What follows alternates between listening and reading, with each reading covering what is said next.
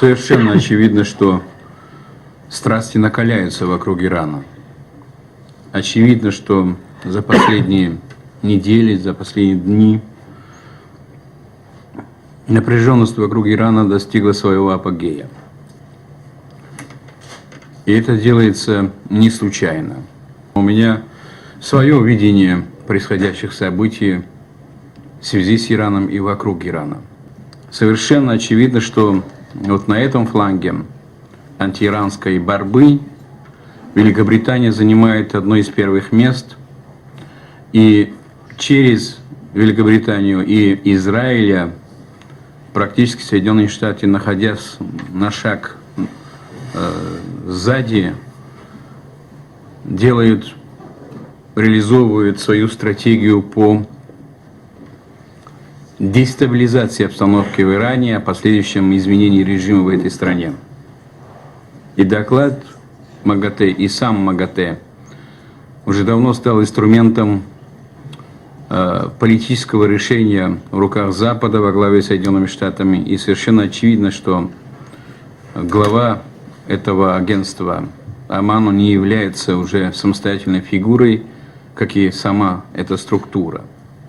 Есть очевидные данные, что сам доклад был составлен под диктовкой спецслужб Соединенных Штатов, Великобритании и Израиля. И основные положения доклада, выводы и так далее были согласованы с президентом Обамой. И в докладе, когда прозвучало имя российского гражданина, это было для того, чтобы прижать Россию к стенке, чтобы у России не было возможности в данном случае оправдаться и в качестве компенсации ситуации и выхода из положения, чтобы Россия не возражала против принятия новых санкций через Совет Безопасности. Но этого не случилось. В всей новейшей истории Ирана Великобритания всегда вела антииранскую политику, всегда была на главном фронте антииранской деятельности. Десятки и сотни провокаций, которые проводились этим государством по отношению к Ирану. И за это время накопилось огромное количество негатива по отношению к Великобритании. И накопился огромный гнев по отношению к Великобритании. И это совпало 29 ноября с годовщиной смерти иранского ядерщика, который, по мнению Ирана, смерти которого, по мнению Ирана, имеет прямое отношение к спецслужбе Великобритании. И в знак своего негодования и протеста разрешенная демонстрация вокруг и у посольства Великобритании, собственно говоря, превратилась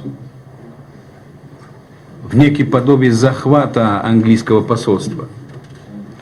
Вот сейчас уже становится совершенно очевидным, что поведением этих 200-300 молодых иранцев во многом были скоординированы спецслужбами западных государств, а страна просто кишит агентами спецслужб Запада. Только агентов ЦРУ более 3000 человек работают в Иране.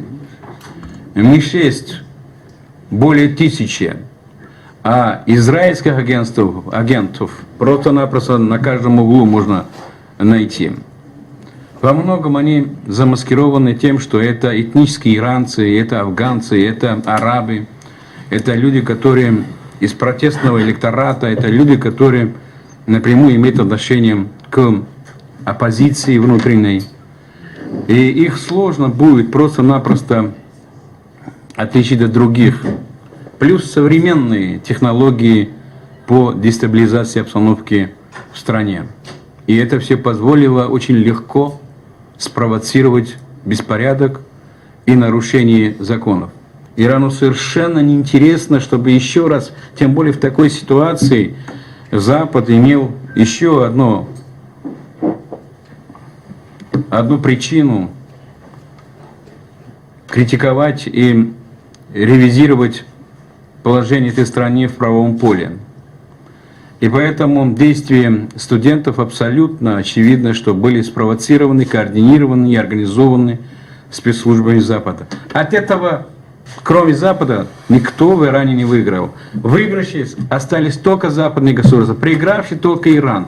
Они сыграли на руку для того, чтобы оживить противников Ахмадинежада и выставить Ахмадинежада и его правящее руководство как неумелых руководителей, которые упускают иногда ситуации из-под контроля. Я во многих аспектах, которые говорил Раджаб Саттарович, согласен с ним. Действительно, обстановка очень сложная. Действительно, ситуация вокруг Ирана и в Иране накаляется. Однако я не стал бы говорить, что это как бы результат последних событий. Я бы отнес все это ужесточение, эскалация обстановки вокруг Ирана к осени 2009 года, когда конфронтационная политика иранского руководства по ядерной проблеме привела к тому, что Иран отказался от многих предложений так называемой Венской четверки, это вы знаете, по своему Тегеранскому исследовательскому центру, когда выяснилось совершенно, что Иран сооружает еще один, кроме Натанза, ядерный центр по обогащению урана в Фордоу, около Кума. И все это вместе привело к тому, что те попытки мирового сообщества, прежде всего, конечно, шестерки, я имею в виду 5 постоянных членов Совета Безопасности ООН и Германия, не смогли ничего не сделать. Даже, я могу сказать, Турция и Бразилия, которые предложили свои услуги, тоже не смогли ничего предложить. И до января 2010 года была сложная обстановка, и потом были вынуждены Совет Безопасности принять резолюцию 1929, четвертая санкционная резолюция с 2006 года. Я напомню, с 2006 года было 6 резолюций против Ирана, и из них 4 было санкционных. Так вот, это последняя, 1929, включала в себя чрезвычайно жесткие санкции против Ирана, таких еще не было. И, однако, в противовес, так сказать, позиции Китая и России, Соединенные Штаты и другие страны Евросоюза, а также к ним присоединившиеся Япония, Южная Корея, еще несколько стран, ввели собственные односторонние санкции, которые еще более усугубили вот, санкционный процесс против Ирана. И все ждали, какие будут это последствия. Надо сказать, что экономика Ирана действительно подверглась сильному давлению, и по, так сказать, мнению даже руководства Ирана, в том числе президента Ахмадинежада, хотя он всегда выступает с шапкозакидательскими, так сказать, заявлениями, что все эти санкции нам нипочем, все-таки многие из высокопоставленных иранцев соглашаются, что санкции действуют и действуют в отрицательном плане. Большая надежда возлагалась на переговорный процесс, который состоялся в Стамбуле в конце января этого года. Однако эти переговоры ни к чему не привели. Они просто-напросто провалились. И тогда стал, собственно, вопрос, что делать дальше. Вот многие оппоненты Ирана на Западе пришли к выводу, что переговорный процесс в целом находится в большом тупике. Как из него выйти, непонятно, потому что Иран не идет навстречу не только, так сказать, требованиям МАГАТЭ и шестерки, но и требованиям высшего, как сказать, международного органа, если так можно сказать, Совета Безопасности ООН, не выполняя эти резолюции. И, конечно, я здесь согласен с Раджаб Саттаровичем, что обстановка накалялась вот до, и накаляется такой вот взлет, накала продолжается. Началась настоящая холодная война между Ираном и Западом, причем эта война идет с двух сторон. и друг друга обвиняют во всех грехах и друг другу угрожают. С сентября этого года было ясно, что доклад будет содержать очень серьезные факты о деятельности Ирана, которые свидетельствуют о ядерной составляющей в его, военной составляющей в ядерной программе. Я здесь согласен с Раджаб Саттаровичем тоже, что действительно ничего нового в приложении к этому докладу не было. Там были собраны материалы еще до 2003 года и после 2003 года, которые, в принципе, каждый по себе были известны. Но когда они сконцентрировались в одном месте, они, как сказать, получилось, как говорят ядерщики, критическая масса, которая, в общем-то, психологически и пропагандистски очень сильно взволновала всех. То, что на Иран было оказано мощнейшее информационное давление, совершенно было очевидно.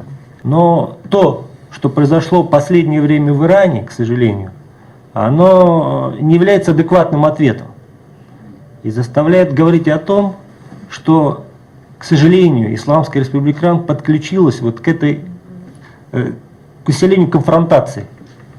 То есть я думаю, что если иранская сторона смогла бы удержаться от этого, было бы легче. Потому что сейчас, к сожалению, обе стороны друга провоцируют, и маховик раскручивания взаимной напряженности усиливается. Что меня, вот, как военного эксперта, очень сильно беспокоит. На иранской части побережья Персидского залива имеется достаточно большое количество быстроходных катеров. Эти катера имеют на вооружении ракеты противокорабельные. Эти катера периодически достаточно близко приближаются к военным кораблям стран НАТО. И вот это, понимаете, может привести к инциденту. Вы понимаете? А ведь там пойдет собственная логика уже. Ведь достаточно, понимаете, провести инцидент. Ведь слава Богу, что захват военных моряков Великобритании так разрешился. А если бы он так не разрешился? Вот не надо постоянно создавать такую ситуацию, которая может перерасти в вооруженное противостояние, которые к этому и так готовы. Существуют планы нанесения ударов по Ирану. Есть, конечно, планы. Но если одна из сторон подталкивает другого, что против нее использовали силу, вот в этом, понимаете, как другая сторона может устоять?